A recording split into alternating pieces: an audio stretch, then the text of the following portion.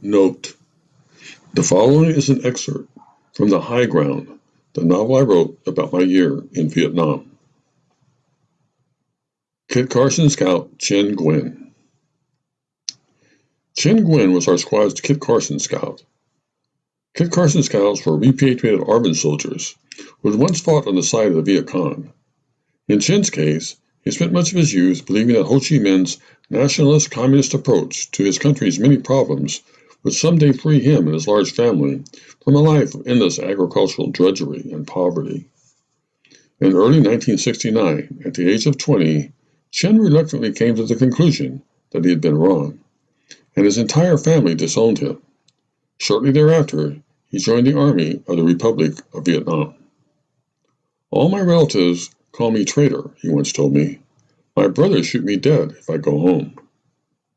When Chen was first assigned to our squad, he spoke very little English, but he spent most of his down hours pestering everyone in our hooch to teach him new words, and it was amazing how quickly he learned.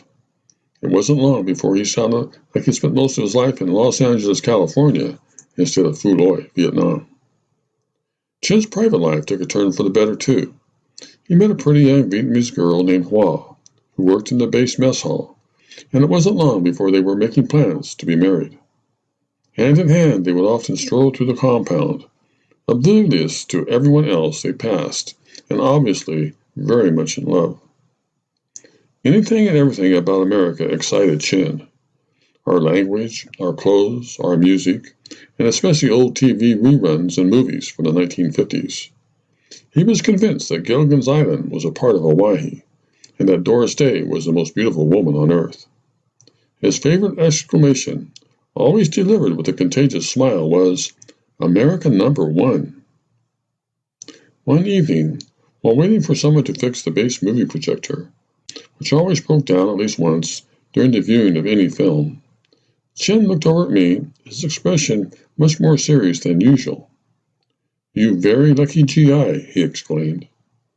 "Chen," I said, "I'm sitting on a rock-hard bench, 1,000 miles away from home, watching one of the worst movies ever made, and you think I'm lucky?"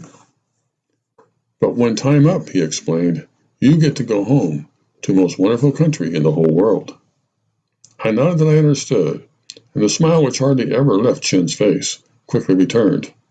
"We trade, okay?" he suggested. "No thanks," I said. "Too bad," he said with conviction. "I make #1 American." In the field, Chen was invaluable. He was only a few inches over 5 feet tall and couldn't have weighed more than 125 pounds, but he was courageous to a fault and had an uncanny knack for being able to identify enemy ambushes before the actual shooting began. His ability to warn others of impending danger saved many lives, and it wasn't long before he was completely accepted by the entire platoon.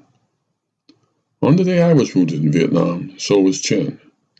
He was placed on the stretcher above mine in a crowded medevac helicopter, which immediately lifted off and began racing towards a nearby aid station in a place called La Caille. I could tell by the way Chen's arm hung limply from his side that he was badly hurt. I called his name a couple of times, but he never answered. Once in La Caille, I was whisked off the medevac, placed on an even faster helicopter, and flown all by myself to a large American hospital in Long Bien, where I quickly received the very best modern medical care. Chen, however, was unceremoniously trucked to a faraway, overcrowded Vietnamese hospital for ARVN soldiers, where he apparently received almost no care at all. He died of his wounds a week after he arrived. A month or so after that, when I returned to my unit to finish my tour of duty, one of the first people I looked up was Hoa. She refused to talk to me, or to any other American for that matter. A friend of hers, though, through an interpreter, explained to me that while Chen's life had hung in the balance, Hoa had begged just about every officer on our base to please have Chen transferred to a good American hospital. They all refused, explaining with regret that regulations permitted only American soldiers and their dependents to be admitted to American hospitals. American #10 were the last words Hoa ever screamed at me.